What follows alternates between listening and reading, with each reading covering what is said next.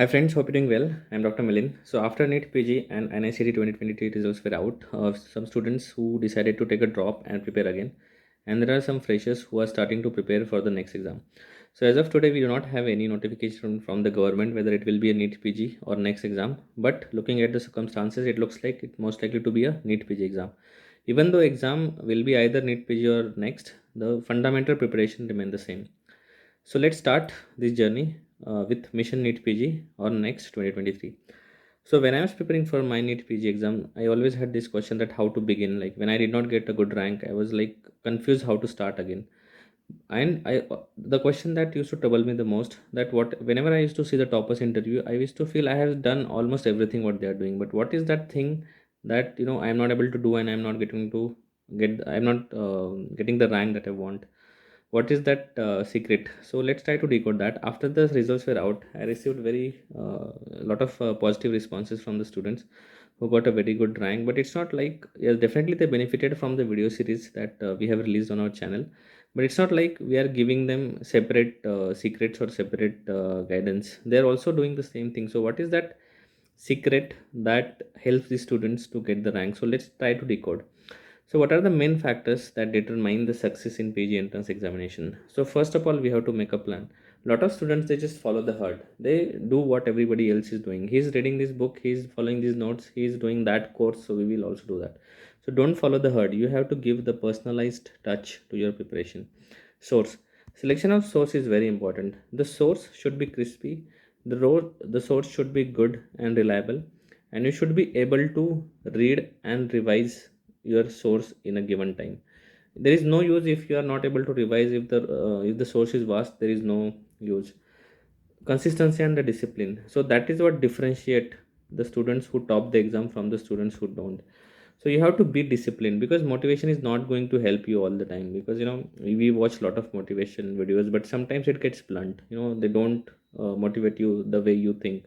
So discipline is very important, because it's not easy to study for so long, for so many days, for so many hours. So you have to be disciplined, and you have to have a positive mindset. When you start preparation, tell yourself that you are going to achieve it. If you start doubting yourself at the every step, then things are not going to be in your favor. So what is the first step is to formulate a plan. So without plan, actually your uh, preparation can go anywhere. So you have to make a proper plan. So whenever you make a plan, first make a long term plan. So long term plan, like we have a schedule that exam is going to be somewhere between Jan to March 2023. So we have to make a schedule till December. So make a schedule from now, like we are in the month of June. So till June, from June to December, we have to make a schedule where we have to plan our first read, where we divide all the subject, followed by revisions. So I will release one sample timetable separately in next few days. That will help you, but try to formulate your own plan as well. What is a short term timetable is how are you going to divide your day, like when you wake up, for how many hours you are going to watch read theory or watch videos, when are you going to solve MCQs. So that is a short term timetable. So make such timetable, so that will guide you, and that will increase your speed of preparation. Now it is very important to divide the subject. Why it is important? It is, we see, we have 19 subject. It is not humanly possible to remember, recall, and give accurate answer in exams from the all the subject. So it is very important to divide the subject as per their importance. So I divide subject into three parts. If you have seen my previous video, you will have this idea: rank building subject, rank maintaining subject, and rank deciding subject. So basically your first and second prof subject along with your pedia, ophthalm, and ENT, I call them rank building subject. So what are rank building subject? So as we know that these subject are mainly, the first and second prof subject are mainly fact based subject. So you can have a higher accuracy, like 70 to 80% accuracy in those subjects, even more than that. So if you have this kind of accuracy in those subject, these subjects are going to build your rank. In my experience, whoever has stronger first and second prof subject and these rank building subject will always end up in top 20 to 30,000 ranks. If you are someone who gets consistently more than 30,000 rank, definitely your rank building subjects are not good, and that is the reason you are, because a lot of questions comes from the rank building subject. I conducted one survey after exams, and it was given that majority of the questions were from basic sciences for NICT as well and for NEETPG as well. Also, a lot of questions from the your major subject can be solved by the knowledge from the basic sciences. What are the rank maintaining subjects? So these are medicine, surgery, PS, and obs gynae.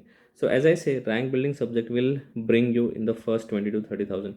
Now from the rank maintaining subject, you don't have to read from page to page. So no page to page for them, because these are very vast subject. What you have to do, you have to study high yield areas from that. I have released already a video about high yield topics from this subject, and there are a lot of classes and lot of there are material available. What are the high yield subject areas from this subject? So you should be aware of that. So this is to cover portion in a stipulated time. Many students try to cover medicine page to page, which is not possible. So these subjects are going to maintain you in top 20 to 30,000 ranks. Now what are rank decided subject? So now these rank deciding subject are going to decide you. Suppose now you are in a top 1 to 20,000. So this subject will decide whether you end up in a top ranks like 1 to 10,000, or you end up in a 10 to 20,000.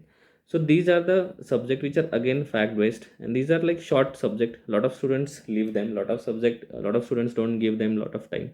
So because of that, despite of having a good preparation, they end up between 20 to 20,000. That is the reason why I call them as a rank deciding subject. So if you have a good command on this subject along with your these two groups, they're going to end up in top 10,000. So subject division is very important, and all 19 subjects are very important. So how I'll help you in selecting a source. So just the baseline that our rule should be one subject, one source. If you want to follow a class or a book, make sure that you refer only one source for one subject. That will make a good visual memory, and it will help you in exam. Also there are options offline, online, so it depends on your convenience at which you want to choose. Also there should be a, whenever you are seeing a lecture, suppose you are someone who have started and you want to see the videos, so you should watch videos for around, I'll say 6 to 8 hours daily, followed by revision. So you can read you can make your own notes, or there are a lot of notes available, so you can use them as well. What is the most important formula to succeed is read, revise again and again. So you have to read, then revise the same thing, and you have to revise this thing again and again. You cannot like read 10 things and just once. You have to read one thing 10 times. So you have to read the selective, you have to utilize those high yield areas.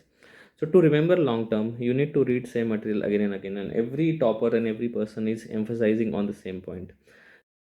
Looking for a class or an app which can help you, I would like to recommend a PrepLadder app for a video lecture series. So they are giving a very crispy, concise, and easy to cover notes with a very esteemed faculty, and the faculty who are big names in their field, like Dr. Govind Rai Garv, Dr. Deepak Marva, and Dr. Jaina Bora, which are very esteemed faculty, and also Dr. Pritesh Singh, who are one of the best teachers in the country.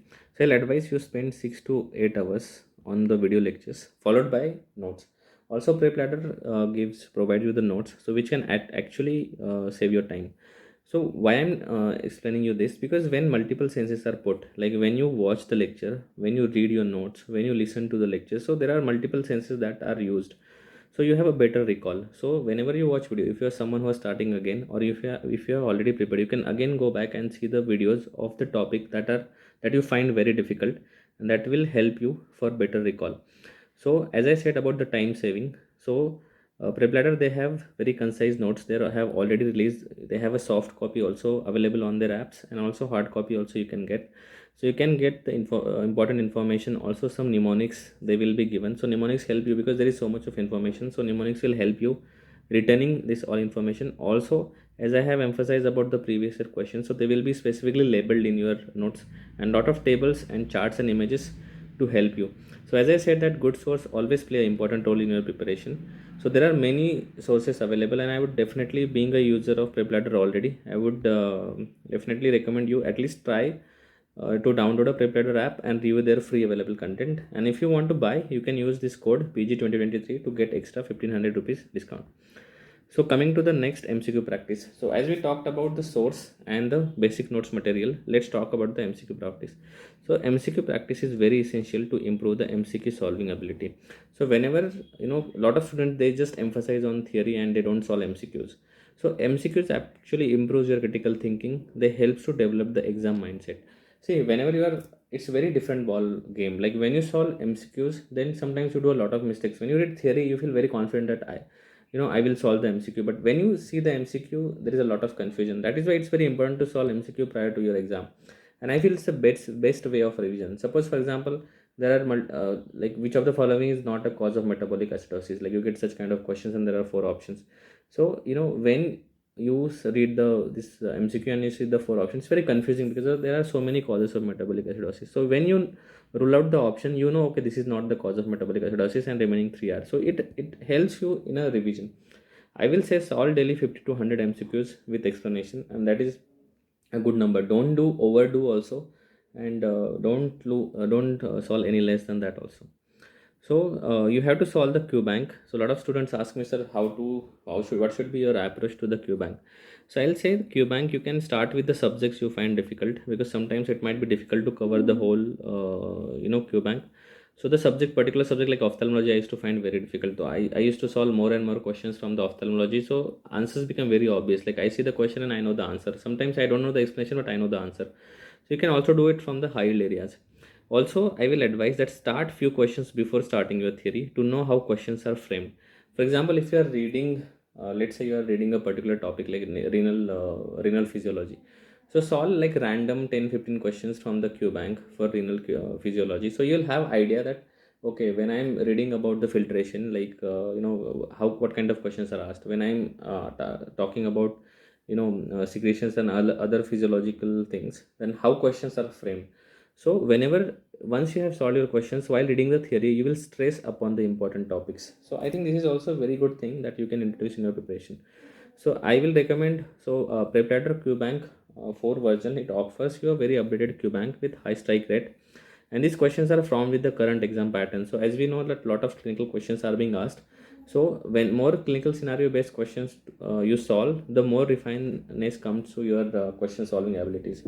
Also, what you can do in a preparator app is you can apply a previous year question filter. So I always emphasize upon importance of PYQs, and also why they are important, because it's like you already know the answer.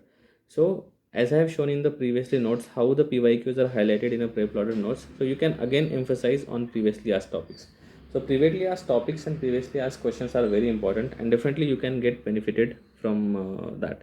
Also, lot of students do is whenever they solve a question, they don't read the explanation, they just see the answer and go. So this is a video from a preparator app where you can see that once you answer a question, you can read whole explanation along with the source, like what is the source of the answer. So don't just see the answer and move ahead, but see the explanation and see what are the explanations given, and you should know the explanation as well, because if the question is framed a different way, next time you should know the answer even if the question is twisted.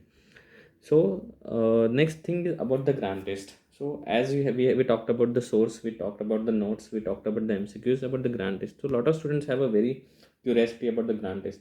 A lot of students give gram test just to know the rank and know the score, but that is not actually right. During the initial stages of your preparation, you should use gram test to assess your weaknesses. See which areas you are weak on, see where you are not see what are the subject that you are weak on. I have released one video earlier how to assess your grand test, and you can definitely go and see that video, and you can make a chart where you see the percentage. See, whenever you give a grand test, like for example I recommend about the prepared app. So whenever you give the test on a prepared app, you will get the percentage, like your accuracy in physiology questions was 70%, your accuracy in opthal was 45%, surgery was 20%. So you have to see what is your percentage. See, your score might be good, but you look at your accuracy in surgery 20%. So you have to work on surgery. So in initial stage, use grand test to assess your weaknesses. Also, when is the best time? I will advise when you are halfway through your first reading, not preparation. I mean halfway of your first reading, then you start giving GTs. At least know the basic subject. If you are a fresher, don't rush into solving GTs. If you are someone who are already prepared and taking a drop, you can start giving JTs right away, like once a week if you're comfortable. So 4 JTs a month is also a good thing, because it will it will also give you a lot of questions, and it will improve your question solving ability. In the later phase, like as I say, initial stage to assess your weakness, later phase you know your improvement. Like my initial stage my surgery accuracy was 20%, but after 2 months it has increased to 60%. So it shows you have improved, and now your rank and your score will make sense. So in a later phase, assess your improvement by scores and ranks. So as I said, that PrepLadder app has one very important point I would like to emphasize. So PrepLadder app offers a grand test every fourth Wednesday, which is open for all users, so which is free for all the users. So you can just install an app and you can spend you don't have to pay anything for that, and you can make most out of it. So even if you just download app, and every fourth Wednesday you can get a you can write a grand test on a prepared app. So that is something that you can also put in mind. So the summary, so as I have talked about the four things: the source, the plan, the MCQs, and the grant test. So I will make a dedicated videos for each of this specialty. This is just the beginning, just to give the introduction for you. So you must be thinking, the students who are taking drop, that what went wrong. So let's try to find out in next video series that how can we improve on the mistakes that we did. So a lot of students ask me, sir, if I take a drop, will I get selected? See, only person who can assure you of your selection is you. You don't need any validation from anyone. Even you don't need validation from me. If you are ready to sit, if you are ready to be prepare with consistency and discipline, then you will definitely be successful. If even you all have that potential to achieve the wonderful things and achieve a wonderful rank, if you have a positive mindset. What you need is a small push. As I said, that if you have decided that you are going to take a drop or you are going to prepare, I am with you, I am there with you. I will be with you till your exam. So don't worry about that part. I will keep guiding. I'll try to share my experience, and also I'll bring a lot of toppers and their expertise, which will help you in getting to your dream. There is no prescribed time to recover. A lot of students, after results, they were devastated. They were like feeling sad that I don't know what to do. There are some students who have bounced back, and even they have started already. So some students are not feeling like studying, but when they see someone else is studying, they feel bad. And but it's okay. Some people, they bounce back rapidly. Some might need more time to process the emotion and the disappointment. So when we talk about strength, the strength is not the speed of the recovery, but the intensity of your resolve. So even if you take like 10 more days to recover, or 10 more days you need rest, or just to relax, it's okay. You have to start with all the might, yeah, that you have, all the power that you have. So it does not matter that how much time you take to recover. You have to bounce back sharply. So that's all, guys, I wanted to tell you. So let's begin this journey of targeting the next PG entrance examination.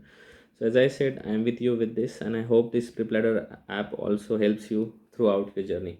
So guys, I wish you all the best and take care.